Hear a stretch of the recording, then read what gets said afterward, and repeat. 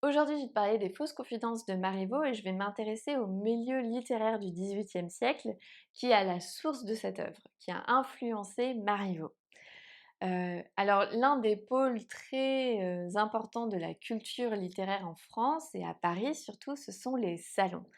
Ce sont en fait des dames de la haute bourgeoisie et de la noblesse qui accueillent chez elles toutes les semaines ou même 2 fois par semaine, même plusieurs fois par semaine, tout le monde philosophique et littéraire de l'époque, donc des philosophes, des écrivains, des poètes, mais aussi même des financiers et des ecclésiastiques. Et dans ces dîners, on va parler littérature, politique, philosophie et même on va, parler des sentiments humains, surtout au salon de Madame Tencin, que Marivaux fréquente beaucoup.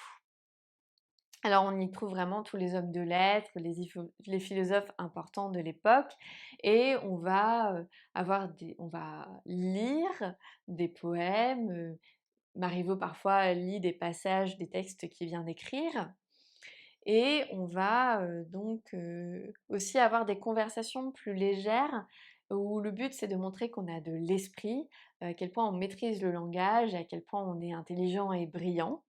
Et donc ça va beaucoup influencer la manière de parler des personnages, de Marivaux dans les fausses confidences notamment.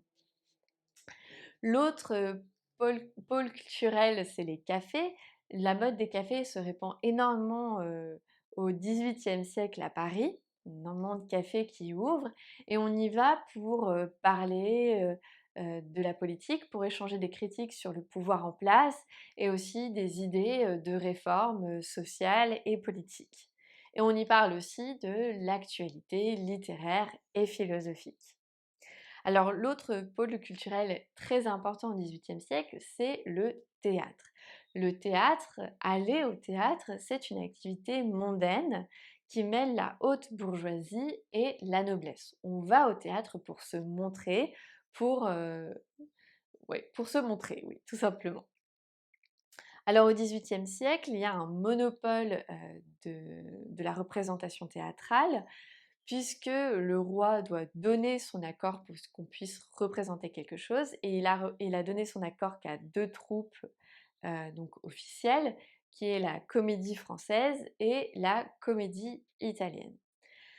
Alors, il y a une hégémonie de la Comédie Française qui est très bien implantée et de ce fait, c'est difficile de se faire représenter par elle quand on crée une nouvelle pièce et c'est pour ça que Marivaux travaille avec la Comédie Italienne. Alors pourquoi italienne? C'est parce que tout simplement cette troupe vient d'Italie.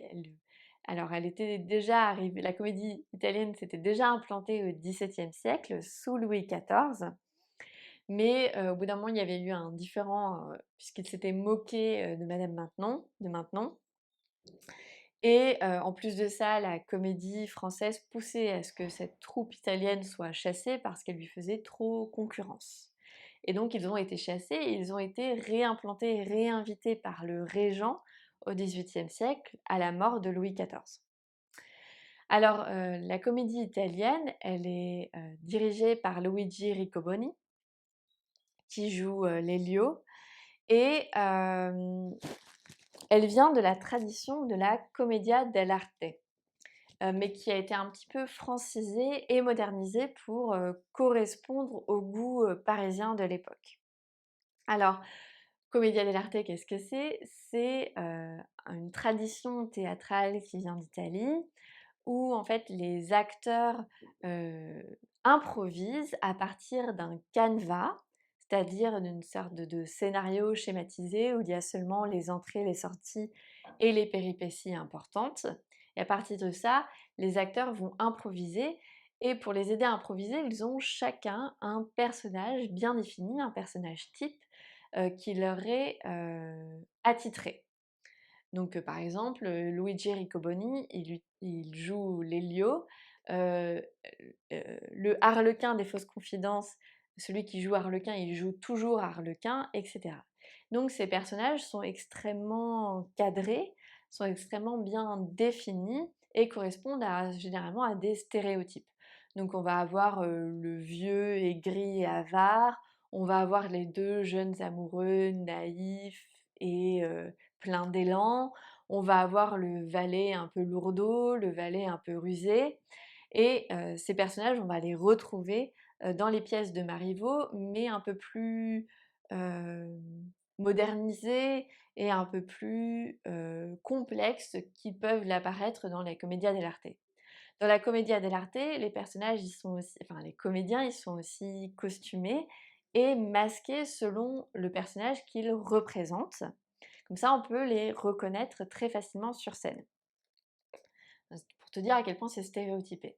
Alors le masque oblige, les acteurs aussi à avoir un jeu sur scène très physique, très corporel, et donc à mettre, beaucoup, d'inventivité dans la gestuelle et c'est le cas notamment d'Arlequin. Alors dans les fausses confidences, ça apparaît beaucoup moins et alors pour te donner une petite anecdote, pour te montrer à quel point Marivaux en fait, heu, bien plus qu'écrire une pièce, en fait, il écrit une pièce pour une troupe, il l'écrit pour se la faire pour que la comédie italienne représente sa pièce.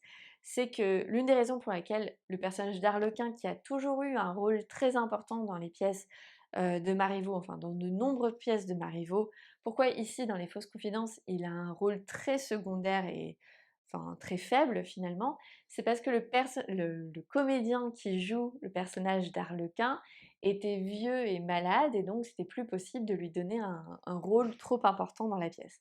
Cette petite anecdote, elle te permet de bien comprendre à quel point en fait Marivaux, il n'a pas écrit cette pièce pour la diffuser sous forme d'écrit, mais bien pour la représenter et pour une troupe donnée. Il a bien travaillé avec cette troupe pour créer et écrire Les Fausses Confidences. J'espère que ces petits points sur le milieu littéraire du XVIIIe siècle te permettront de mieux comprendre les fausses confidences. N'hésite pas à me poser des questions en commentaire, je serai ravie d'y répondre. Et si tu veux en savoir plus sur les fausses confidences, je t'invite à aller voir mes autres vidéos sur lesquelles je reviens sur d'autres points et qui te permettront de mieux entrer dans la lecture encore. Bonne journée!